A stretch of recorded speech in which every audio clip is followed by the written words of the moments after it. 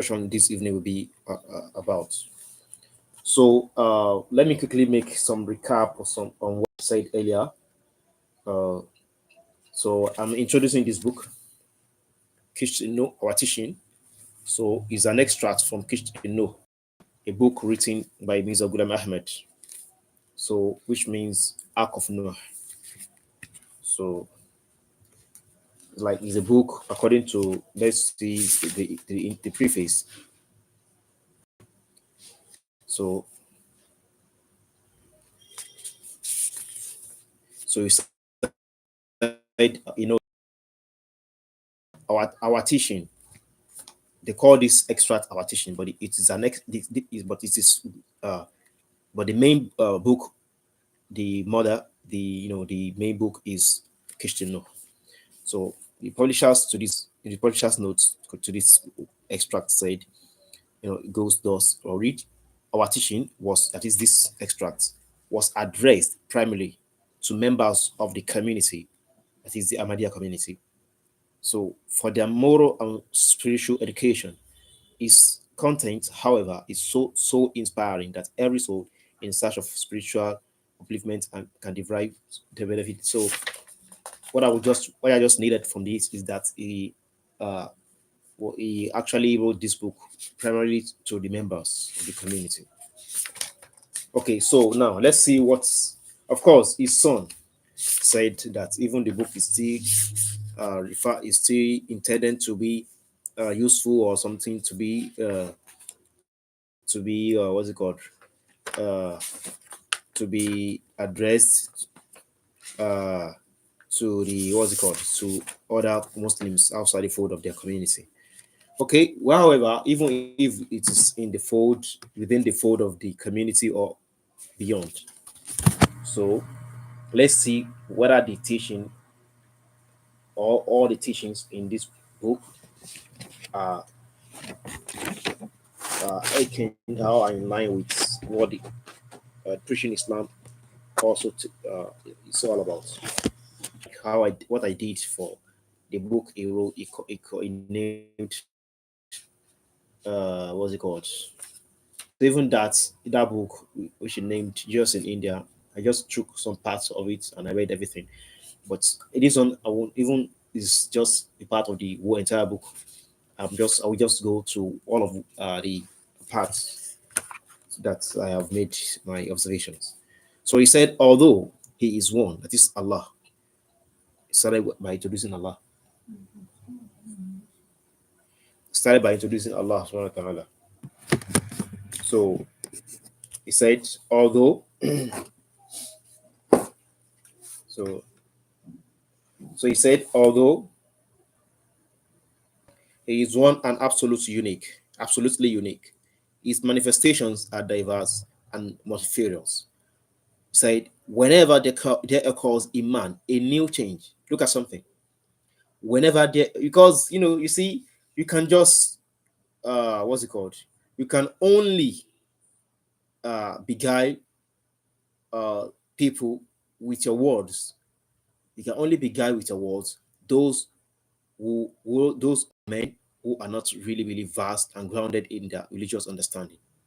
As for those of us who are vast and grounded in the religious understanding and steadfast, you cannot just write things as if, and even you call yourself, you claim to be a prophet, to have been a prophet. Whatever you wrote, you cannot just write anything like it, and you want us to accept it. Even me as a person, if I happen to have been from your member, that like if I've been trained by a member of yours or something, like of a community, or if I happen to have you know been nurtured, and even if I happen to be a child of one of your members, I personally, with my my natural characteristic, and uh, coupled with my wisdom and religious understanding, will never read all your book with uh, dogmatism and skepticism, just like your people do. Because there are some things that when you read, you say, like, what was this? Because of course, it contains clear errors, and the Quran is a very very I even challenge people, you know, come and pick error. The meaning when they could have found a lot of contradictions therein. That is an indirect challenge for people. That then, if you want to prove it that it is not from God, then come and bring out the contradiction. So, and actually, you can't find anything there. Even the Arabs, whose who were known for their eloquence and what's it called, fluency, they could speak with prose, they could write with prose and also with poem. They could speak. They want to converse with ordinaries. They want to converse. They could converse. They could choose to converse in poem. All of them. They could just start. It's something known. Read their books. Read the history books. You know them. They are very very. That's why they call themselves Arab. They are eloquent. They are very very eloquent. But that's why Allah made the Quran a big challenge for them. Even they could not find just one single error in the Quran. But we found a lot of errors. A lot of errors. Look at something. Hmm? It doesn't mean anything. So it said, look at something. It said, whenever there occurs in man a new change. So he said, for the changed man, he becomes a new God. Is this Tawheed? Is this Akida? Is this teaching in line with what Islam preaches? So whenever occurs in a man a new change, like if a man has, for example, has been uh, a drunkard or has been a fornicator, and he changed and repented. So whenever occurs in a man a new change, for the changed man, he become a new God. So he also not become a new God. Literally, an average person will be like, "Oh, so what's the error here?" It's just like a way of it's an allegorical way of addressing, like when you become a sin, Allah also become a new God. But that is totally wrong when we are talking about our most high God, our Almighty. There are some things that we don't describe Him with, and Allah become a new God. That is an error, a total error. We don't describe Allah those. We have in Islam, Mr. Ahmad needed to learn how to approach Allah, how to approach Allah in terms of speech, etiquette, adab. You don't just that is why lafz jalala, the word of Allah, so there are a lot of things associated with it. You don't say Allah now becomes a new God. Allah is just what He is. Allah doesn't change. Allah doesn't transform. He's human. So whether Allah in Allah like a human being, I'm saying. Uh, what what you deserve at the moment. So if you do good, Allah rewards you good. If you do bad, Allah reward you with your bad. So with uh what fits what you did what fits what is pertains to what actually doing at the time at the moment. Not that we now see it in God. You don't say that. That is the sifa that doesn't have knowledge in akida. That is not well grounded, well learned in terms of akida, in terms of sifatullah, in terms of you see Allah subhanahu wa ta'ala, when you learn akida, you learn tawheed, then you know how to deal with Allah, even His names. A lot of names you change just because of Allah. So I don't want to waste much time in that. I think So I think in my observation, I said this is a strange term that God manifests himself in a fresh form or a new God. Is indeed out of the Islamic perspective of the meaning of forgiveness. So because that was what he was trying to, he was insinuating. The Mirza he was trying to to point out. The Mirza is just fond of misinterpretation. So that was just what I quickly commented uh, on that spot. So now we move forward. So he was saying something here, things that uh, so he said, for it was necessary that this war should not come. So he was trying to prove himself as the Messiah here. Let me create something. He said, I'm not the promised Messiah of the Muhammadi movement came. So in terms of time, as after the Holy Prophet, as Jesus appeared for this century after Moses, he also came at the time when the condition of the Muslims of the day was identical to the Jews of the time of Jesus. If he had gone to a contest, yeah, if he had contested, like let's say people who can manipulate on such things, his claims to have been the Messiah is what, because I have a lot of things new here that he. So he said, look at something I saw here. He said, so all you people counted as members of my community in heaven, you counted members of my following only when in all truth actually begin to advance on the path of righteousness. So yes, they shall be counted as followers of the Dajjal and impostor, because it was. And if you say he didn't create, which we if it is said that Mr. Ahmad came to preach another religion, to teach another thing, he will say no. So now he actually said in many books, not only this. So you can see this now. He says, so all you people counted as members of my community. Members of my community. Which community after the community of the Prophet Muhammad Sallallahu Alaihi Wasallam? The Prophet Muhammad Sallallahu Alaihi Wasallam said, Man arada buhat al-jannah, falyalzam al-jama'ah. He said a lot of things. Ahlus Sunnah wal Jama'ah. He said a lot of things. تلزم جماعة المسلمين إمامهم. In the hadith of Uzayf ibn Yaman, when the Prophet said, when whoever lives longer will see a lot of problems, a lot of things that things that you would detest, you will find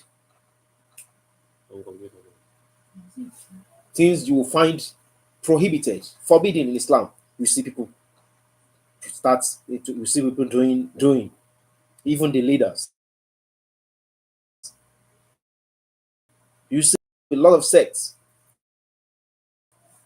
So the Ahlul Sunnah, the Salafiyah, they criticize. In fact, they are the one trying to unite the Ummah, because the reason why criticizing this and criticizing that is because this and that has gone out of the teaching of the Prophet. So they say, no, this is not the teaching, this is not the teaching, come to this.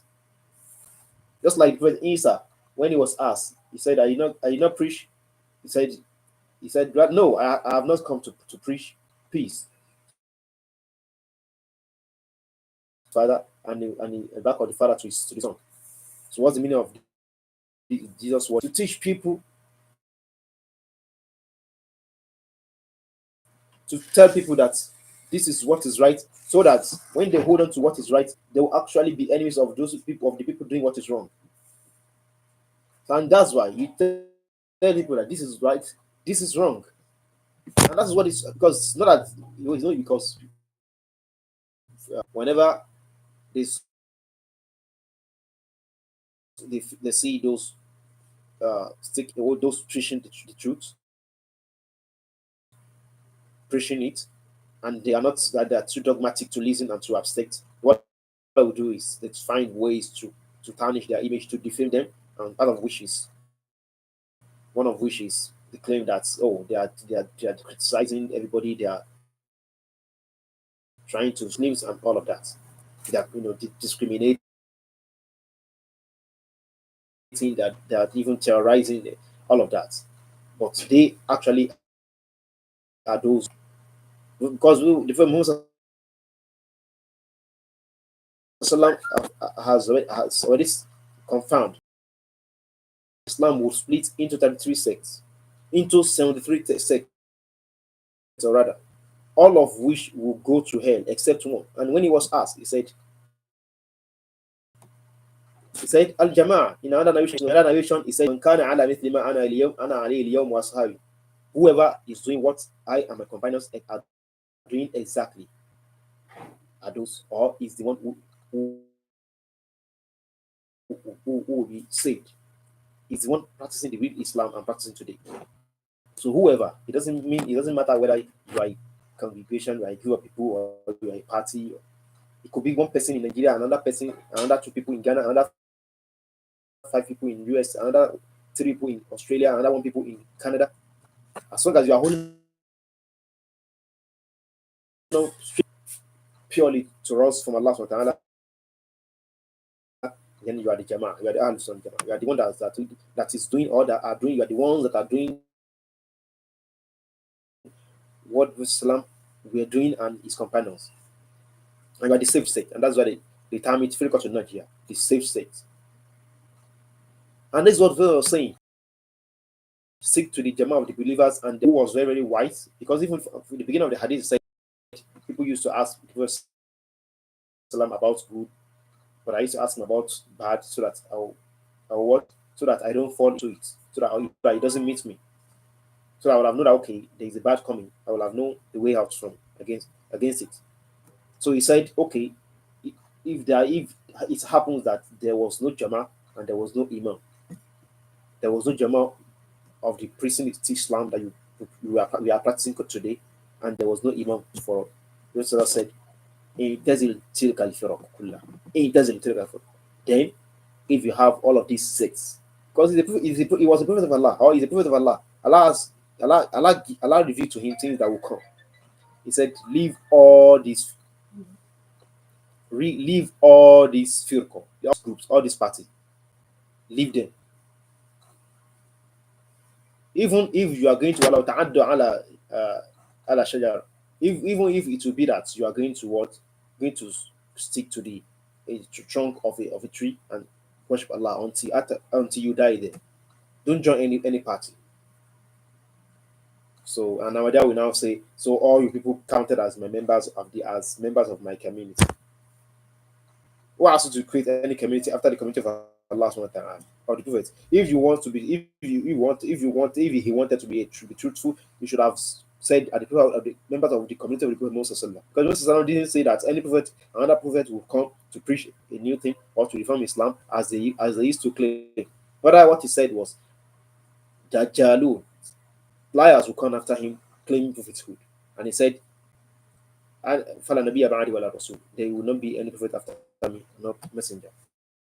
I will have to continue with this lecture in another video, because honestly, I will have to continue because of the conditions currently we are having currently. So, inshallah, I will continue the video next time, and inshallah, we are going to have a conclusive discussion about it. We ask Allah subhanahu wa ta'ala to give us understanding of the little we have discussed.